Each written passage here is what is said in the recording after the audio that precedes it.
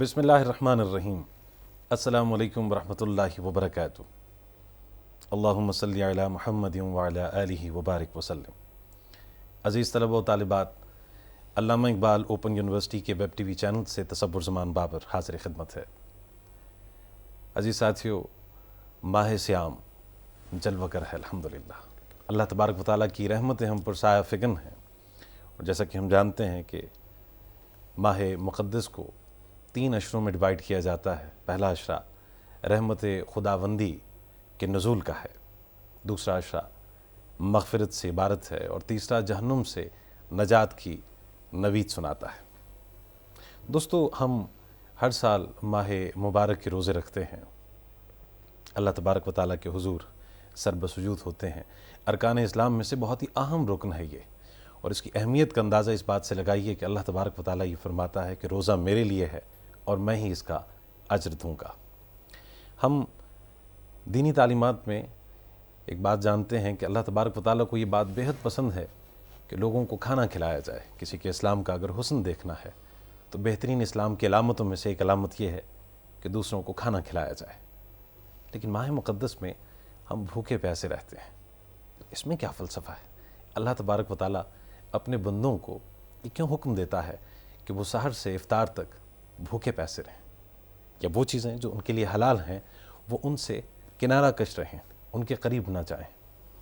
یہ فلسفہ، یہ شعور، یہ آگہی اور یہ حکمت ہم جاننے اور سمجھنے کی کوشش کریں گے، اور سلسلے میں ہماری رہنمائی فرمائیں گے ملکی ممتاز علمی شخصیت، جید عالم دین ہے، کسی تعارف کے محتاج نہیں، ہمارے استاد محترم ہیں، اور آج کل آپ خدمات انجام دے رہے ہیں علامہ اقبال اوپن یونیورسٹی کے سیرت ڈپارٹمنٹ، سیرت چیئر کا یہاں پہ آغاز ہوا ہے۔ اس کے چیئرمین ہیں، روح رواں ہیں جناب پروفیسر ڈاکٹر صاحبزادہ ساجد رحمان صاحب۔ ڈاکٹر صاحب خوش آمدید کہیں گے آپ کو۔ السلام علیکم۔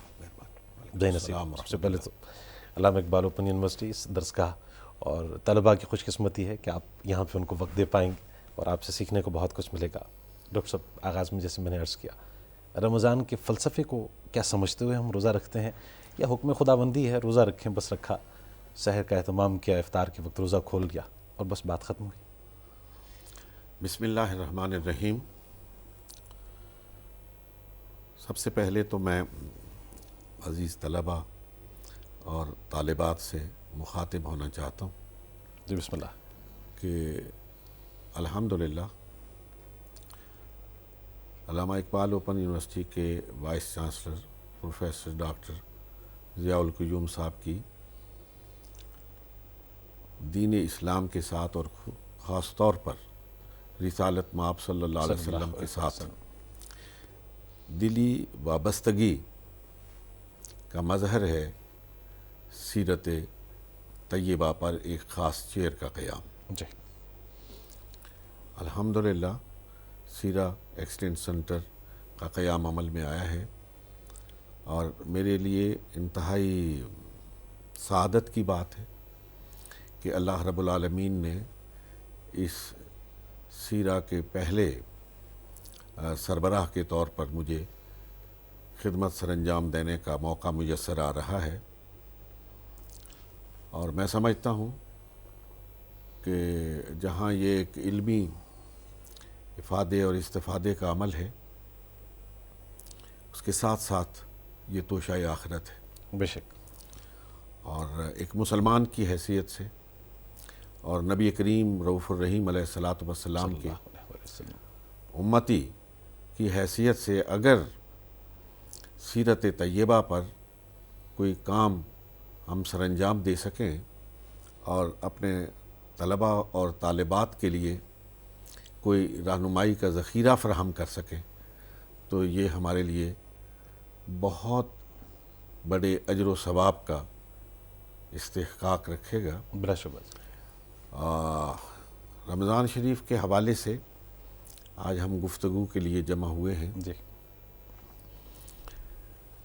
خود اللہ رب العالمین نے اس کا جو فلسفہ بیان کیا ہے جی کہ کیوں یہ رمضان کے روزے فرض کیے گئے، وہ چیزیں جو سارا سال طیب اور حلال ہیں جی وہ ایک خاص مہینے میں ایک خاص وقت میں کیوں ان سے منع کر دیا گیا ہے؟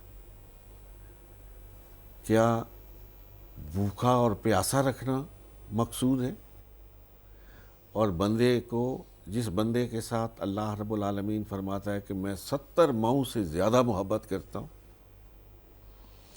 اس کو بھوکا دیکھ کر، اس کو پیاس میں تڑپتا ہوا دیکھ کر اللہ رب العالمین خوش ہوتے ہیں؟ قطعاً نہیں۔ فرمایا یا ایھا الذین آمنوا کتب علیکم الصیام کما کتب علی الذین من قبلکم لعلکم تتقون۔ نہیں، یہ روزے تم پر فرض کیے گئے، تم سے پہلی قوموں پر بھی فرض کیے گئے۔ مقصود کیا تھا؟ جی لعلکم تتقون، تاکہ تم اللہ رب العالمین کے متقی اور پرہیزگار بن جاؤ۔ متقی اور پرہیزگاری کیا ہے؟ اللہ کے حکم کی بلا چون و چرا تعمیل ہے جی کہ اللہ نے حکم دیا کھاؤ تو کھاؤ، اللہ نے حکم دیا نہ کھاؤ تو رک جاؤ۔ جس وقت اللہ تبارک و تعالی کھانے کا حکم دے تو کھانا لازم، جس وقت اس سے رکنا حکم ہو جائے تو اس سے رکنا لازم۔ یہ انسان کی تربیت کا حصہ ہے۔ اللہ اکبر۔ اللہ رب العالمین 12 مہینوں میں سے ایک مہینہ اس خاص تربیت کے عمل سے انسان کو گزارتا ہے کہ تمہاری مرضی نہیں، مرضی اس احکم الحاکمین کی ہے جس نے تمہیں پیدا کیا ہے۔ جی اسی کے مطابق اگر تم چلو گے، اسی کے مطابق اگر تم رکو گے تو پھر تم اس کا حقیقی بندہ کہلانے کے مستحق ہو۔ تو روزے کا مقصود اور مطلوب بھوکا اور پیاسا رکھنا نہیں ہے، بلکہ اس جذبے کو ابھارنا ہے، اللہ اکبر۔ انسان کے اندر اس صفت کو جلا بخشنی ہے کہ جو اللہ کا حکم آئے اس کو بلا چون و چرا تسلیم کیا جائے، اور جس سے روکا جائے اس سے رک جائے۔ یہ اگر صفت انسان کے اندر پیدا ہو جائے تو پھر آپ غور فرمائیے کہ وہ بندہ خدا، وہ بندہ مومن جو اللہ کے حکم کی تعمیل کرتے ہوئے حلال اور طیب چیزوں سے رک جاتا ہے، پھر وہ چیزیں جو 12 مہینے حرام ہیں، جی جو کسی حال میں بھی حلال نہیں ہیں، پھر وہ اللہ کے حکم کی نافرمانی کیسے کر سکتا ہے کہ حلال اور طیب چیزوں سے روک جائے لیکن وہ چیزیں جو بالکلیہ حرام ہیں ان سے دستکش نہ ہو۔ تو یہ در حقیقت اللہ رب العالمین اپنے بندے کو اس تربیتی عمل سے گزار رہا ہے کہ وہ جب یہ حکم مانتا ہے تو اس حکم کو بھی ماننے کے لیے ہمہ وقت ہمہ تن تیار رہے۔ ڈاکٹر صاحب، اس ماہ مبارک میں شیاطین کو جکڑ لیا جاتا ہے، تھوڑا سا اس کا فلسفہ بھی ہم جاننا چاہیں گے کہ عام دنوں میں تو ان کا جو ہونا ہے ناگزیر ہے اور وہ راہ راست سے ہمیں ڈیٹریکٹ میں کرتے ہیں۔ کسی اور فلسفیانہ بحث میں پڑے بغیر آپ کی خدمت میں گزارش یہ کرنا چاہتا ہوں، اور آپ کے توسط سے اپنے طلباء اور طالبات کی خدمت میں، کہ مجموعی طور پر، عمومی طور پر پوری بلاد اسلامیہ میں ایک ایسی فضا پیدا ہوتی ہے کہ وہاں نیکی کا بول بالا ہوتا ہے، سبحان اللہ۔ نیکی کی خوشبو پھیلتی ہے، اور وہاں برائی دور دور تک نظر نہیں آتی، اور شیاطین اپنے تمام تر کوششوں کے باوجود بندہ مومن کو صراط مستقیم سے منحرف نہیں کر سکتے، اس لیے کہ نیکی کا اتنا غلبہ ہوتا ہے، اور اللہ رب العالمین کے بندے اس وقت اپنے رب کے ساتھ اس قدر رابطے میں ہوتے ہیں، ان پر تقوی اور خشیت الہی کی وہ کیفیت طاری ہوتی ہے کہ شیاطین اپنی تمام تر کوششوں کے باوجود ان کو راہ مستقیم سے بھٹکا نہیں سکتے۔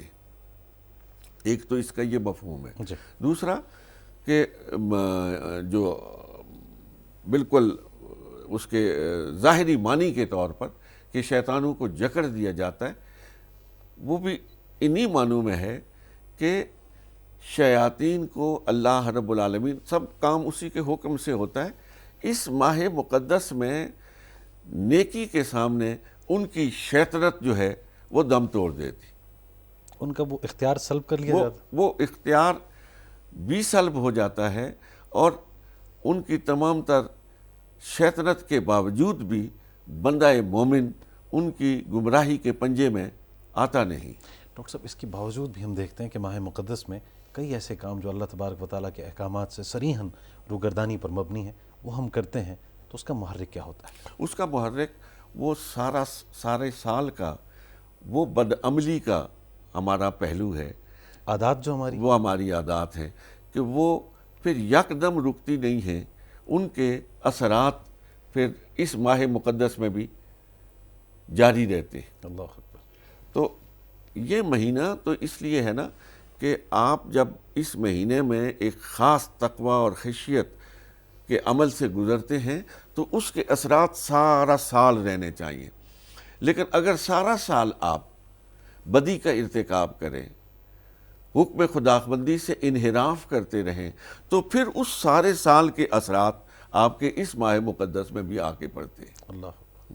اس لیے نبی پاک صلی اللہ علیہ وسلم کا طرز عمل رمضان سے 2 ماہ پہلے صحیح شعبان تیاری میں ہو۔ سیدہ طیبہ طاہرہ عائشہ صدیقہ رضی اللہ تعالیٰ عنہ فرماتی ہیں کہ جب 15 شعبان آتا تھا جی۔ تو اس کے بعد رسول اللہ صلی اللہ علیہ وسلم اپنی کمر ہمت کو کس لیتے تھے اللہ اکبر۔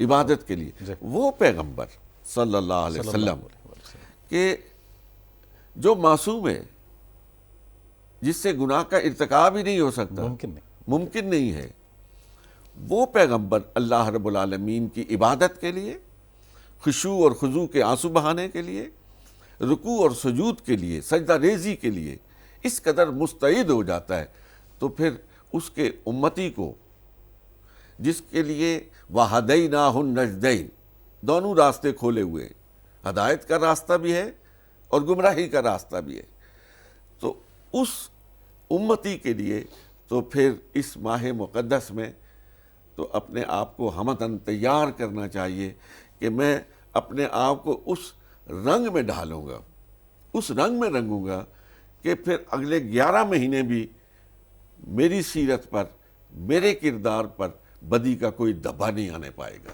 اللہ اکبر۔ اسی لیے فرمایا نا، من صام رمضان ایمانا و احتسابا غفر لہ ما تقدم من ذنبہ، اللہ اکبر۔ کہ جو رمضان کے روزے احتساب کے ساتھ رکھتا ہے، یعنی خود اپنا ممتحن بن کے، اللہ اکبر۔ اپنا محتسب بن کے وہ روزہ گزارتا ہے کہ میرے روزے میں کہیں کوئی ایسی لغزش تو پیدا نہیں ہوئی ہے جس سے میرا روزہ مجروح ہوا ہے، اور اس احتسابی قوت کے ساتھ، احتسابی صلاحیت کے ساتھ وہ روزہ رکھتا ہے، تو اللہ تبارک و تعالیٰ وہ غفور الرحیم ذات ہے۔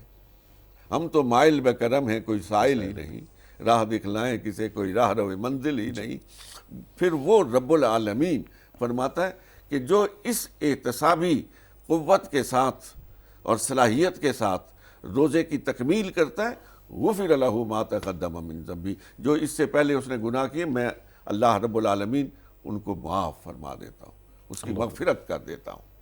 ڈاکٹر صاحب، ماشاءاللہ آپ کا مشاہدہ بھی بہت وسیع ہے، مگر پاکستان کی بات کریں، کن اعمال میں مبتلا آپ لوگوں کو پاتے ہیں کہ جو اپنے روزے کو، اس کی برکت کو زائل کر دیتے ہیں؟ تھوڑی نشاندہی فرما دیجیے۔ دیکھیے باور صاحب، مجھے میں خود بھی ایک گناہ گار آدمی، ہم سب کو اس اپنی ذات کا محاسبہ کرنا چاہیے کہ ہم ان اعمال سے تو دستکش ہو جاتے ہیں جو ہمارے لیے حلال اور طیب ہیں، جی۔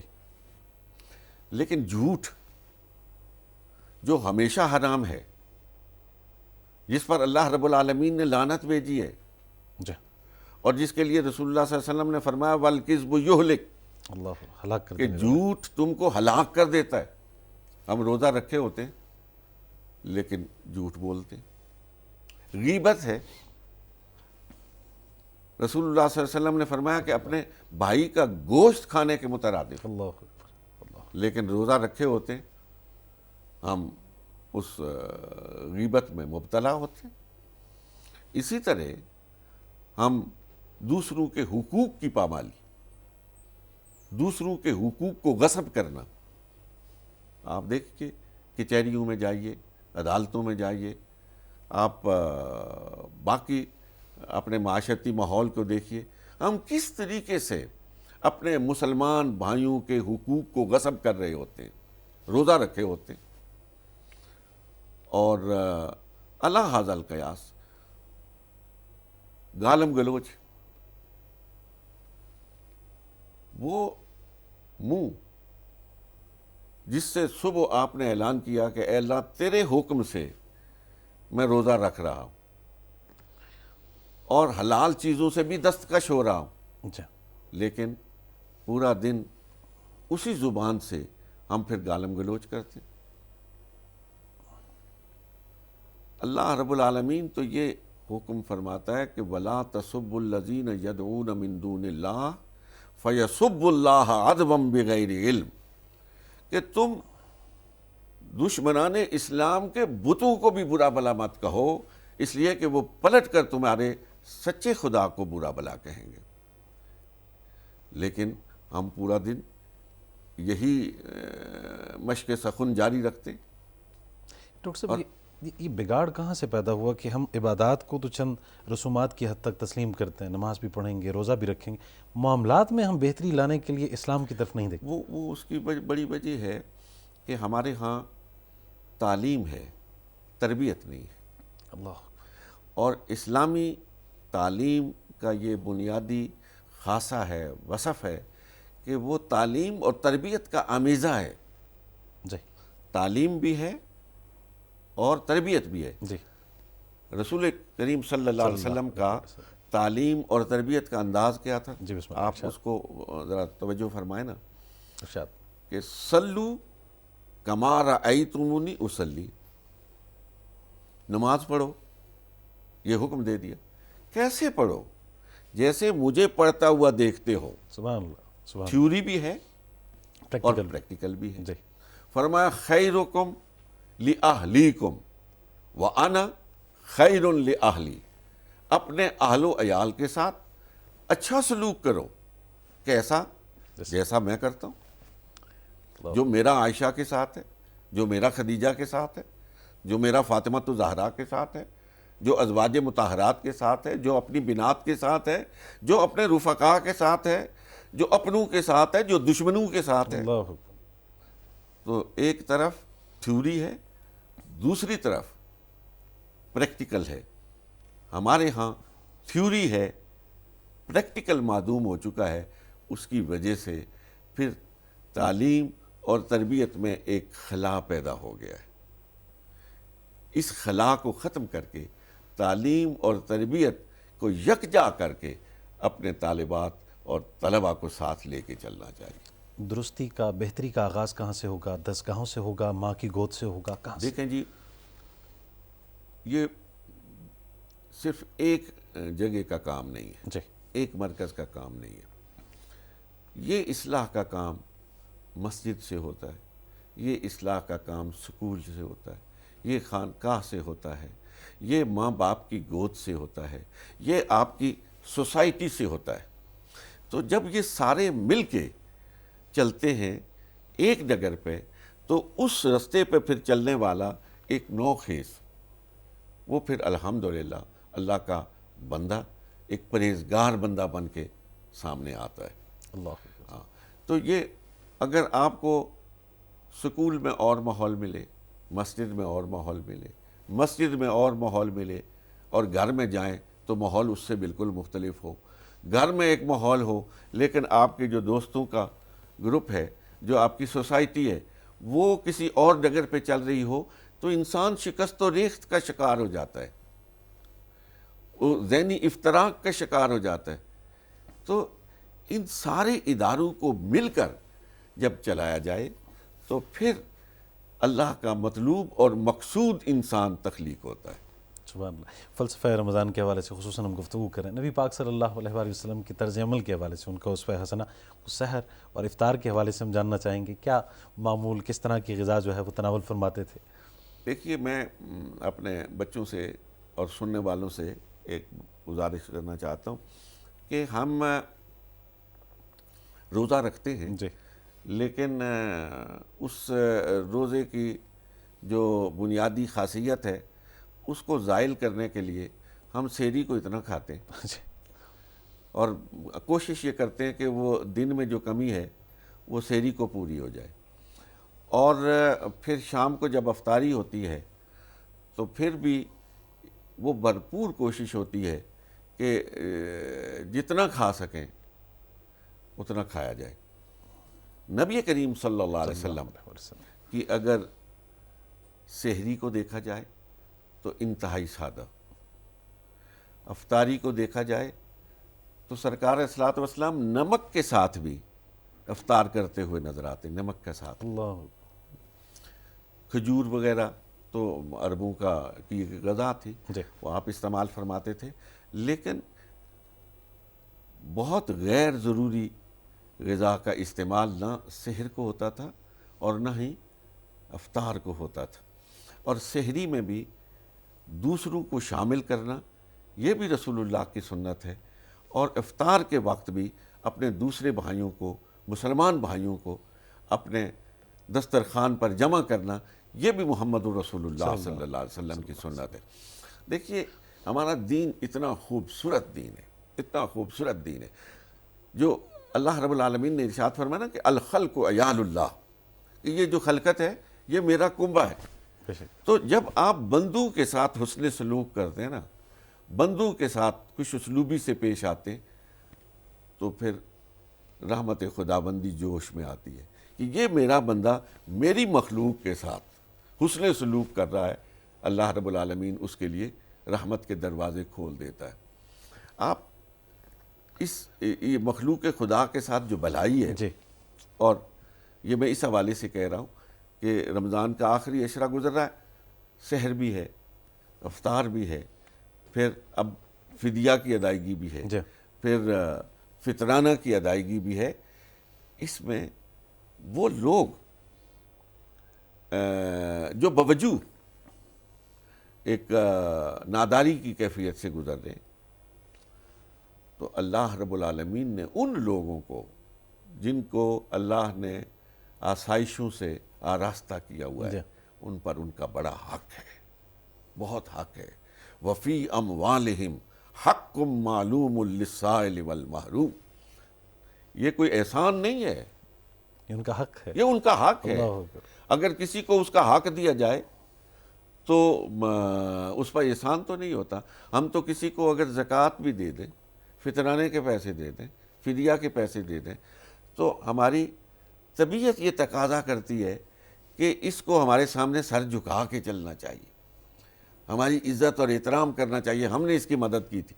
بھئی ہم نے مدد نہیں کی تھی، اللہ رب العالمین نے جو ہمیں دیا ہے، جس طرح اس میں ہماری بیوی کا حق ہے، ہمارے بچوں کا حق ہے، ہمارے والدین کا حق ہے، اسی طرح حق معلوم للسائل والمحروم، اسی طرح اس سائل کا بھی حق ہے، محروم کا بھی حق ہے. تو اس ماہ مقدس میں ان سائلین کو اور ان محرومین کو کبھی فراموش نہیں کرنا چاہیے. اللہ اکبر. ڈاکٹر صاحب، میں اس نقطے کو تھوڑا سا چاہ رہا ہوں کہ تھوڑی وضاحت ہو جائے. جو بسیار خوری ہے، یہ فلسفہ رمضان کو یا اس کی روح کو کس قدر ہم سے دور کر دیتی ہے کہ جب ہم پیٹ بھرا ہوا ہے تو وہ تو پھر کسی بھوکے کا خیال بھی نہ رہے گا کہ عام دنوں میں اس ہم نے. میں تو یہی ہے کہ ایک آدمی سال بھر جب سیر ہو کے کھاتا ہے، ایک مہینہ اللہ رب العالمین اس کو جب اس حلال اور طیب چیز سے رکنے کا حکم دیتا ہے، تو اس میں ایک بنیادی چیز جو مضمر ہے وہ یہ بھی ہے کہ اس کو پتہ چلے کہ ایک مہینہ، اور ایک مہینے میں بھی ایک خاص محدود وقت میں جب میں بھوکا رہا ہوں تو مجھ پہ کیا گزری کیا ہے. کیفیت آ رہی تو وہ شخص جو سارا سال بھوکا رہتا، جس کی صبحیں اور شامیں اس کیفیت میں گزرتی ہیں، اس پہ کیا گزرتی ہوگی. تو اگر یہ کیفیت آپ کے اندر پیدا ہی نہیں ہوئی تو آپ نے کیا روزہ رکھا؟ تو پھر آپ نے کیا روزہ رکھا. حضور سرور کون و مکان جناب محمد رسول اللہ صلی اللہ علیہ وسلم کا ارشاد گرامی ہے کہ کچھ لوگ جو ہیں وہ روزہ رکھتے ہیں تو ان کا روزہ سوائے بھوک اور پیاس کے اور کچھ نہیں ہوتا، اس میں جو اللہ رب العالمین تقویٰ کی اور خشیت الہی کی کیفیت کو پیدا کرنا چاہتا ہے وہ پیدا نہیں ہو پاتی، تو پھر اس کیفیت سے جو اللہ ان کے اندر پیدا کرنا چاہتا ہے محروم رہتے ہیں۔ تو اس لیے تقویٰ کے لیے، خشیت الہی کے لیے اور روزے کے حقیقی مقصود سے اپنے آپ کو بہرہ مند کرنے کے لیے ان تمام، اچھا یہ جو آپ نے کہا نا پیٹ بھر کے کھانا کھانا اور یہ وہ، اس میں جملہ معترضہ کے طور پر یہ بھی عرض کرنا چاہتا ہوں کہ حضور نبی کریم صلی اللہ علیہ وسلم کا یہ ارشاد گرامی کہ ابھی آپ کو بھوک ہو، ابھی طبیعت تقاضا کرتی ہو کہ آپ کھائیں اور آپ اپنا ہاتھ روک لیں، تو فرمایا بہت ساری پیٹ کی بیماریوں سے آدمی بچ جاتا ہے۔ اور یہ جو اچھے لوگ ہیں، متقی اور پرہیزگار لوگ ہیں، یہ ان کا تجربہ ہے، یہ مجرب نسخہ ہے کہ جو معدے کی تذابیت کا شکار لوگ ہوتے ہیں ان کو چاہیے کہ رسول اللہ صلی اللہ علیہ وسلم کے اس نسخہ کیمیا کو پیش نظر رکھ کر اپنی غذا کا استعمال کریں کہ ابھی طبیعت چاہتی ہو ہاتھ روک لیں، تو پھر اس کیفیت میں مبتلا اور اس کے نہیں کئی روحانی فوائد تو پھر وہ یہاں سے الگ آگے ہے، یہ تو جسمانی یہ تو فائدہ جسمانی۔ ہاں۔ ڈاکٹر صاحب بہت شکریہ آپ کی آمد کا۔ ہم چند دیگر موضوعات پہ بھی چاہیں گے کہ آپ میں رہنمائی فراہم کریں اور آپ کی عمر دراز ہو، آپ اسی طرح جلوہ افروز رہیں یہاں پہ سیرت چیر کی صورت آپ سے انشاءاللہ العزیز رہنمائی کا ایک سفر ہے اس کو ہم جاری رکھیں کہ آمد کا بہت شکریہ۔ جناب پروفیسر ڈاکٹر صاحبزادہ ساجد رحمان صاحب تشریف فرما رہے اور آج ہم نے فلسفہ رمضان کے حوالے سے ان سے گفتگو کی، چند دیگر موضوعات جو کہ رمضان ہی سے متعلق ہیں ہم ان کے پیش نظر رکھتے ہوئے اس پہ بات چیت کریں گے اور یقیناً رہنمائی کا یہ جو عمل ہے اس کو جاری رکھیں گے، کہیں پہ کوئی کجی ہے، کوئی کمی ہے، اس کو دور کرنے کے لیے علماء ہی کی محفل ہے، انہی کی صحبت جو ہے اس کو اختیار کرتے ہوئے جیسے نبی پاک صلی اللہ علیہ وآلہ وسلم کی صحبت اپنائی صحابہ کرام نے، اور پھر کیا تربیت پائی اور پھر ان کے توفیل ہم تک ہدایت پہنچی ہے، تو اسی طرح جو راہ راست پر ہیں، جو علماء حق ہیں، ان کی صحبت میں بیٹھنا نبی پاک صلی اللہ علیہ وآلہ وسلم کی سیرت تک پہنچنے کا ایک مؤثر ذریعہ ہے۔ اور اس شعر پہ کہ اللہ تبارک و تعالیٰ کے رسول ان کا اسوہ کہ یہ حکایت ہے کوئی اور نہ کوئی افسانہ، یہ حکایت ہے کوئی اور نہ کوئی افسانہ، سنگ باروں پہ تیرا ابر دعا برسانا، اور تیری امت کو ملی عظمت دائم کی نوید، یوں تو قوموں کا لگا رہتا ہے آنا جانا۔ اللہ تبارک و تعالیٰ ہمیں نبی پاک صلی اللہ علیہ وآلہ وسلم کی سیرت طیبہ پر عمل کرنے کی توفیق عطا فرمائے۔ ہمارا یہ پروگرام ہمارے ویب ٹی وی چینل پہ آپ دیکھ سکتے ہیں، اس کے علاوہ یوٹیوب پہ بھی، اور انشاءاللہ یہ سلسلہ جاری رہے گا۔ تصور زمان بابر اور اس پروگرام کے پروڈیوسر محمد طیب انصاری کو اجازت دیجیے، اللہ نگہبان۔